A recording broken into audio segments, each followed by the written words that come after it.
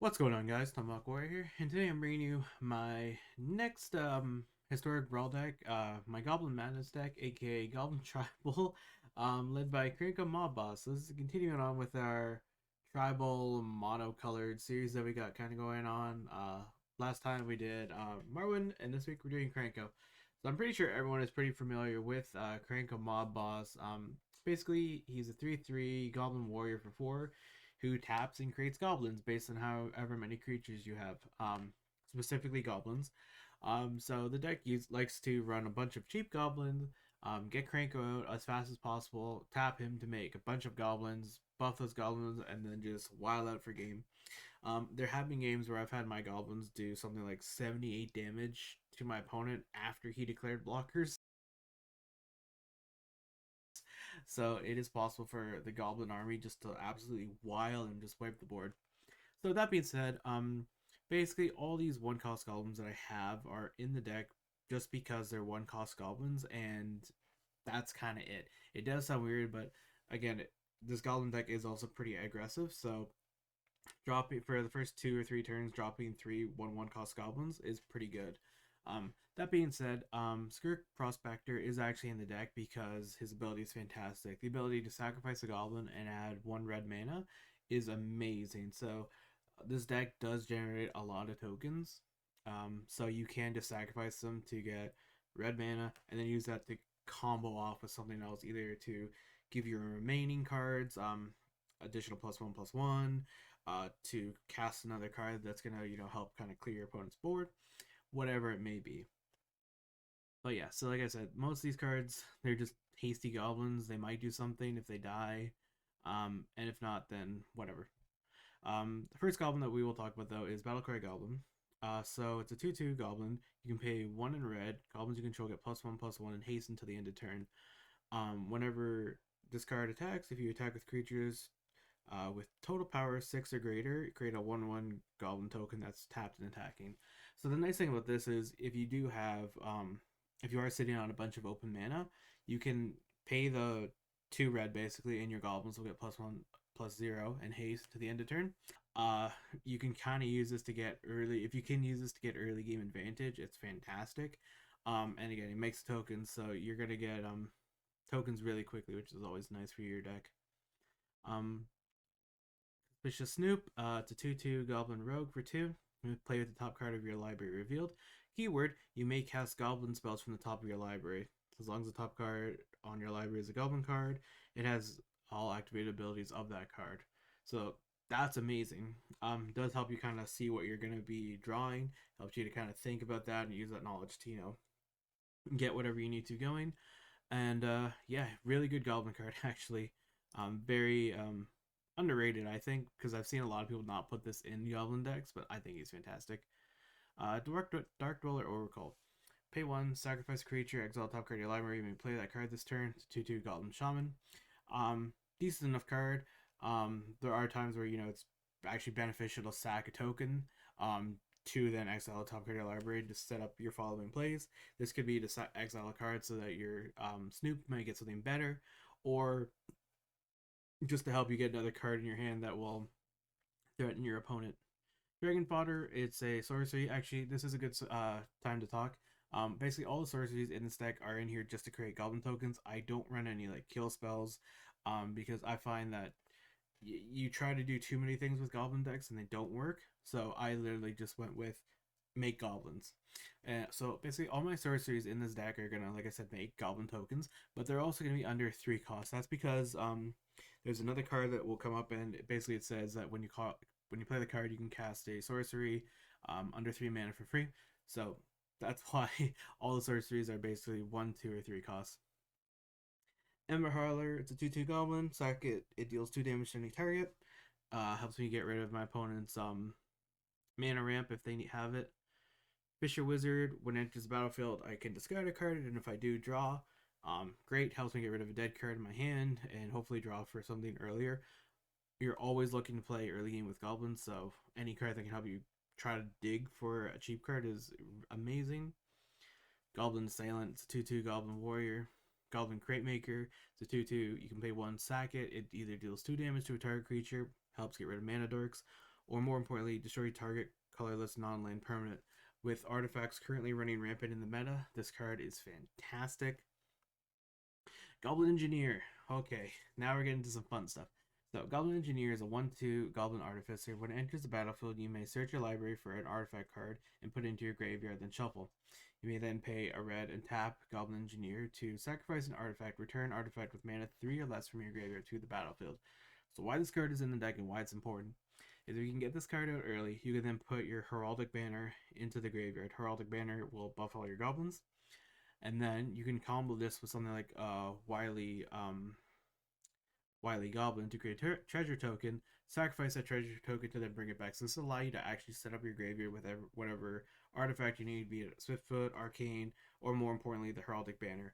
And then just sacrifice a treasure token, or, I mean, if you get an Arcane Signet and you no longer need it, and you need that Heraldic Banner to buff your goblins, and sacrifice the Arcane Signet. If you're able to pull this combo off, highly, highly, highly amazing to have.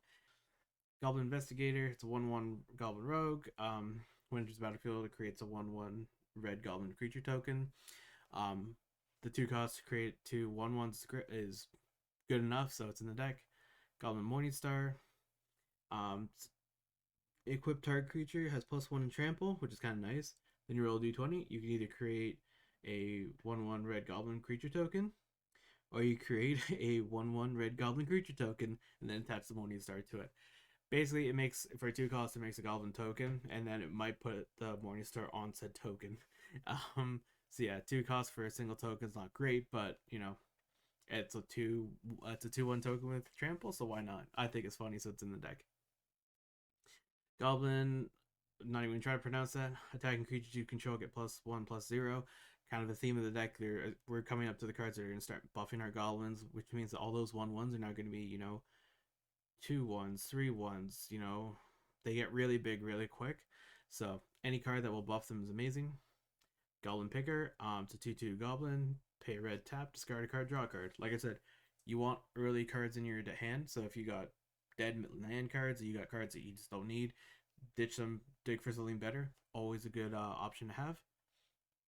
Goblin Shortcutter, it's a 2/1 Goblin. When it enters the battlefield, target creature can't block this turn. So your opponent's committed all their resources into one card. Okay, that card can't block, and I'll just swing with all my other goblins. It's pretty sneaky, very goblin themed, and I love it. Krenko's Command, create 2 1/1 red goblin creature tokens. Again, making tokens is amazing.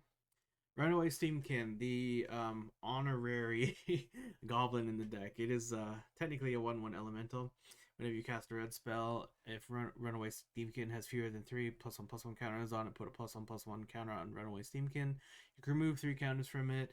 Runaway Steamkin gets will then add 3 red mana to your pool. So if you get this card out early enough, it does help you generate mana so that you can play Krenko on curve and then equip him with something like Swiftfoot Boots or whatever.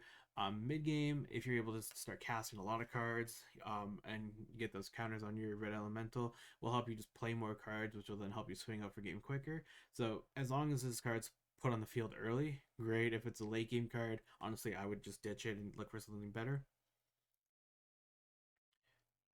Rundavel Horde Master. It's a 2 cost 1/1 Goblin Warrior. Other Goblin creatures you control get +1/+1. Whenever this card or another Goblin you control dies, exile the top card of your library. If it's a Goblin creature card, you may cast that spell until the end of your next turn.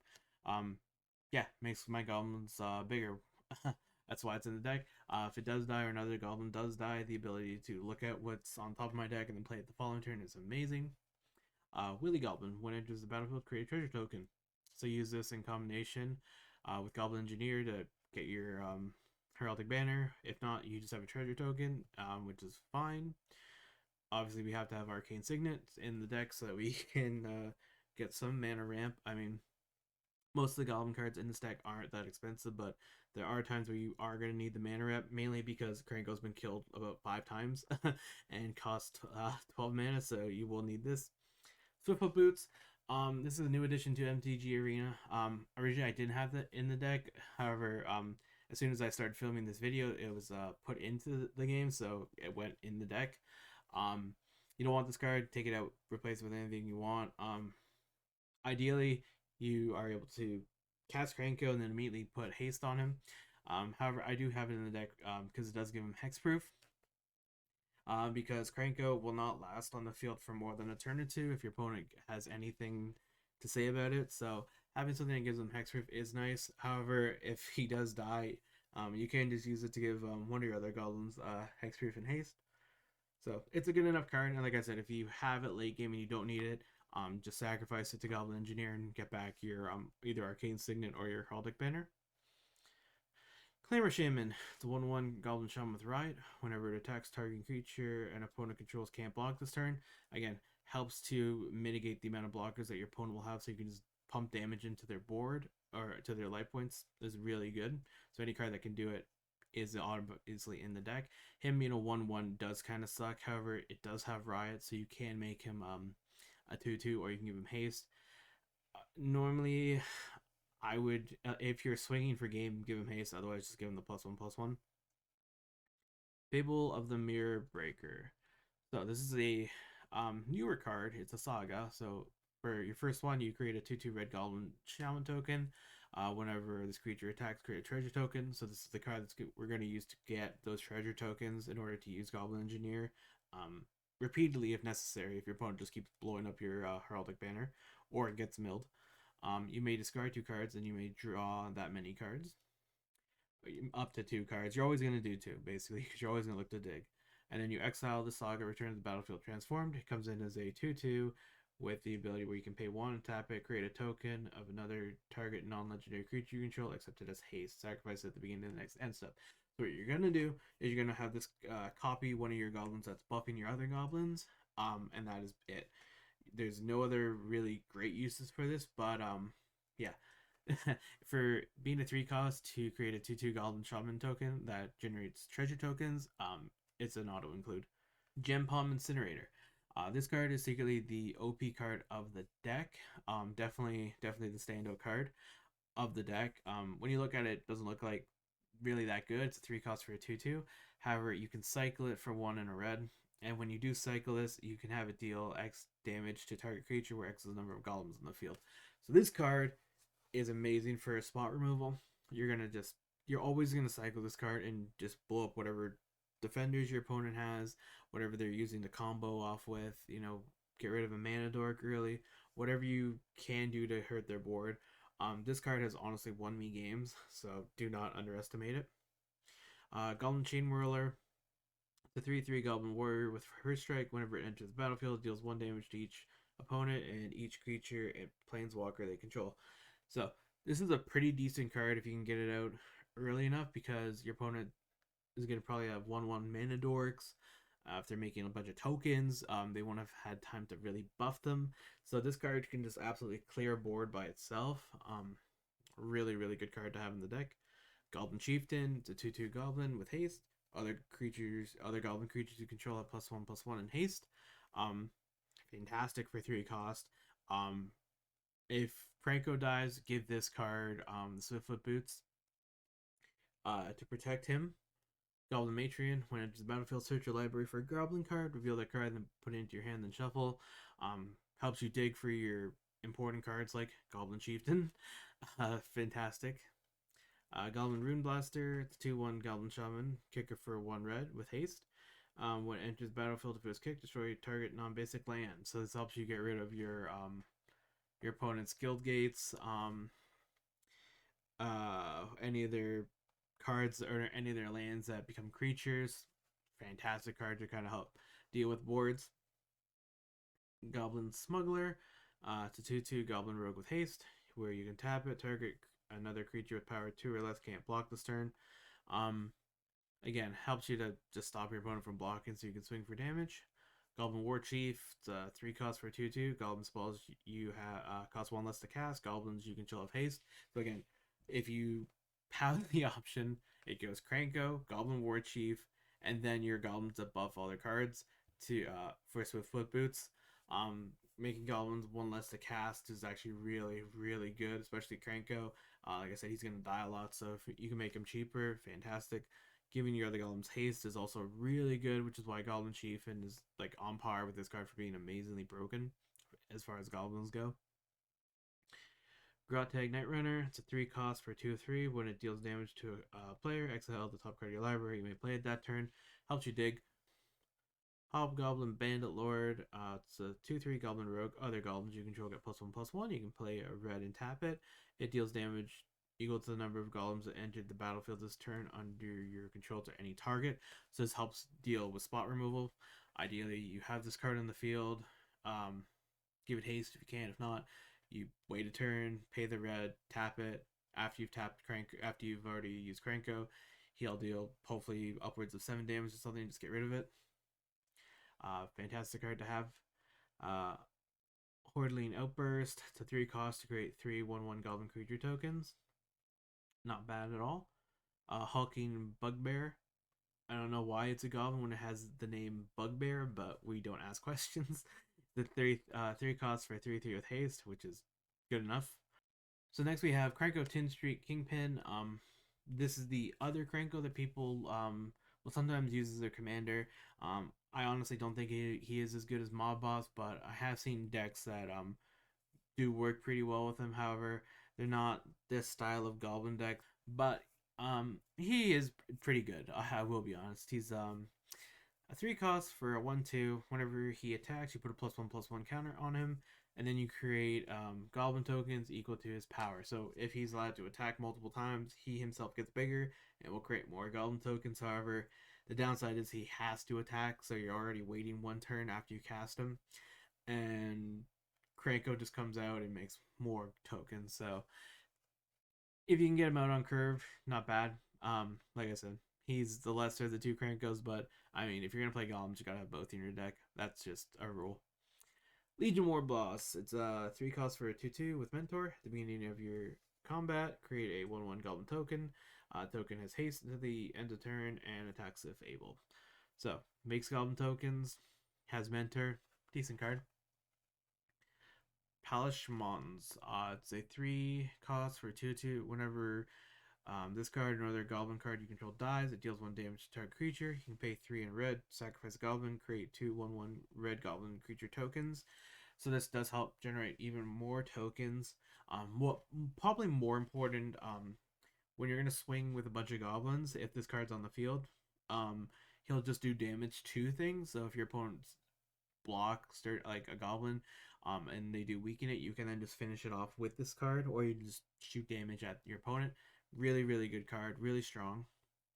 Red Cap Raiders. It's 2/3 goblin for 3. When it attacks, you may tap a non-human creature you control, which every single card in this deck is. If you do, it gets +1/+1 and trample until the end of turn. It's pretty good. No complaints here. We have Squee, Dubious Monarch. We do not run Squee the Immortal in this deck, so we run the Dubious Monarch. So he's a 3 cost for a 2/2 legendary Goblin Noble with haste. Whenever he attacks, you can create a 1/1 red goblin creature token that's tapped and attacking. You can cast this card from your graveyard by paying 3 and a red, exiling 4 other cards from your graveyard rather than paying its mana cost. This card is actually really nice, and I have seen him work as commanders for certain goblin decks, because your board art is going to get wrath quite a bit. Blue-red decks love fighting goblins because they can just shoot them all down with their kill spells. So it is actually easy to get this card back from your graveyard multiple times if need be, and have him start recreating your goblin horde. So really, really good card. Definitely recommended in your goblin decks. Next we have Heraldic Banner. This is the card I've been talking about. When it enters the battlefield, choose a color. You're obviously going to choose black, because why not? Creatures you control of the chosen color get +1/+0. You can tap and add 1 mana of that chosen color. Obviously, you're going to choose red, so it buffs all your goblins, which is fantastic. And it's only a 3 cost, so it's just really, really good for what it does. Next, we have Battle Rattle Shaman. It is a 4 cost for a 2/2. At the beginning of your combat, you may have target creature get +2/+0 until the end of turn. It's honestly not that strong a card. If you want to get rid of it for something better, go ahead. However, I did put it in the deck because why not? It's a 2/2 goblin, and it does make my goblin tokens 3/1s, which is always nice. It sometimes catches your opponent off guard, but yeah, this is definitely the card. If you're going to cut any cards, get rid of this one. Beetleback Chieftain is our next card. It's a 4 cost for a 2/2. When it enters the battlefield, create 2/1/1 red goblin creature tokens. It is a lot for 2/1/1 red goblin creature tokens. However, it does come with a 2/2 goblin warrior, which is why it does make the cut for the deck. Next, we have Goblin Assault Team. It's a 4/1 goblin warrior with haste. When it dies, put a +1 counter on target creature you control. Ideally, give it to one of your goblin cards. It's either buffing your other cards, give it to Krenko, or give it to Krenko. I joke. Give it to Krenko King Street. Do not give it to Mob Boss, because Mob Boss is probably never attacking. He's always just going to tap and create goblins. Goblin Barrage. It's the only sorcery in the deck that we run that's more than a 3 cost. It is a 4 cost. Always use the kicker if able. Sacrifice a goblin token. Goblin Barrage deals 4 damage to target creature. If the spell is kicked, it also deals 4 damage to target player or planeswalker.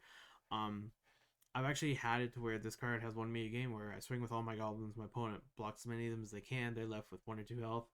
Play this sorcery, sacrifice a goblin, and it just shoots them for 4 and wins me the game. So it's a nice little finisher.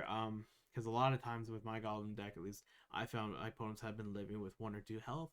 So this card just helps guarantee the win. Goblin Gang Leader.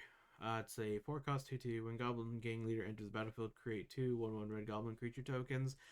Again, it is a little much, but it does come on a 2/2 body, so it's good enough. Goblin Ringleader. It's a 4 cost 2/2 goblin with haste. When enters the battlefield, reveal the top 4 cards of your library. Put all goblin cards revealed this way into your hand, and the rest on the bottom of your library in any order. So it helps refresh your hand because most of the cards are really cheap, so you're gonna usually have fewer cards than you'd like. So Goblin Ringleader does help you fill up your hand with goblin cards. And God forbid you don't draw any goblin cards, they all go to the bottom. So hopefully your next couple draws will be goblins. Goblin Trash Master. The 4 cost for a 3/3 goblin warrior. Other goblins you control get +1/+1. You can sacrifice a goblin to destroy target artifact. Next is Volley Veteran. Volley Veteran does a similar thing to a card that we talked about earlier. It's a 4 cost 4/2 goblin warrior. When enters the battlefield, deals damage to target creature equal to the number of goblins you control. So use it, destroy problem opponent creature, and don't worry about it ever again. Battle Squadron, the only goblin in the deck with flying. So it is a 5 cost goblin, so it is very expensive. However, it does have flying, and its power and toughness are equal to the number of creatures you control. So ideally, because this card is so expensive, when you do play it, you should have it come in as a 6/6 flying goblin. That is only going to get bigger with time.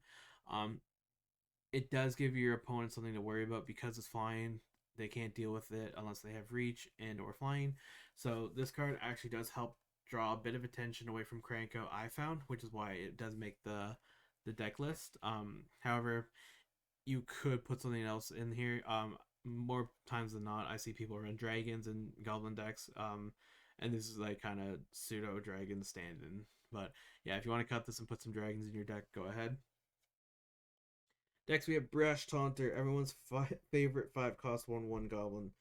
It is indestructible. Whenever it's dealt damage, it deals that damage to a target opponent. You can pay 2 in a red, tap it, Brash Taunter fights another target creature.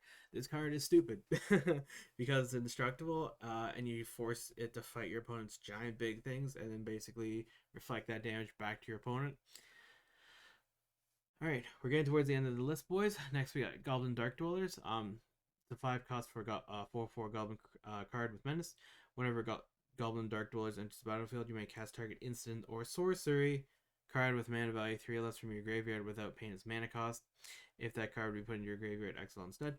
So this is the card that allows us to get additional goblins. Like I said, we kept all of our sorceries in the deck under 3 costs. That way they can be played when Goblin Dark Dweller enters the field to make more goblin tokens.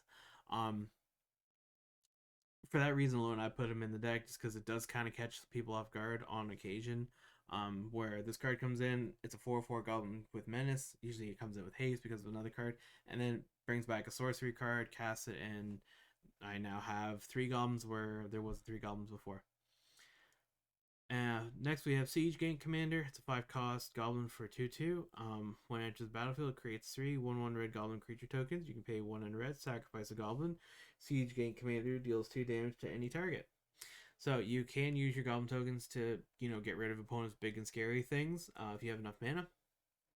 Also, him coming in basically with as 5 goblins in regards to power is why he makes is the second reason why he makes the cut for the deck. And then finally we have Maxus. He's a 4/4 Goblin Noble for 6. Seems like a lot, but when this card enters the battlefield, reveal the top 6 cards of your library. Put all Goblin creature cards with mana value 5 or less from among them onto the battlefield, and the rest go to the bottom of your library in any order. Whenever this card attacks, it gets +1/+1 to the end of the turn for each other Goblin you control. So the reason this card is in the deck, and the reason why he's a lot of people's commanders, is because when he comes in, he basically will allow you to put up to 5 goblins, or sorry, 6 goblins onto the battlefield. When he attacks, he gets +1/+1 for every goblin you control. You're making a ton of goblins. This card gets swole really quick. The reason I don't like running him though is just because he is a 6 cost commander. I can get this card with Goblin Matron. When she comes in, she's basically tutors for a goblin, so I can go grab him. The board's nice and set up. Play this card. Hopefully, he gets me some more goblins, and then he can just start swinging and being an incredibly powerful card, leading the little horde of 1/1 goblins that we have. And then finally, we do run 36 mountains.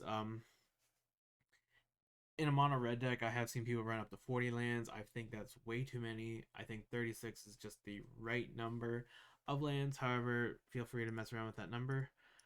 Yeah, so we have 53 creatures in the deck, 4 series, 4 artifacts, 2 enchantments, and then a bunch of lands. So hopefully you guys enjoyed the deck list. Let's see how the deck works.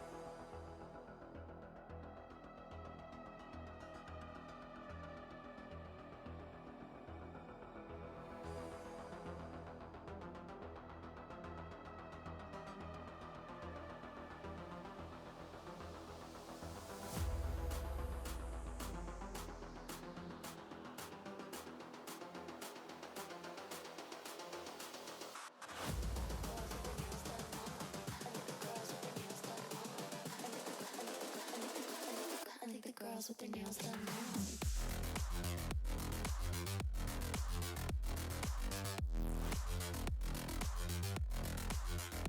Girls with their nails done. Girls with their nails done.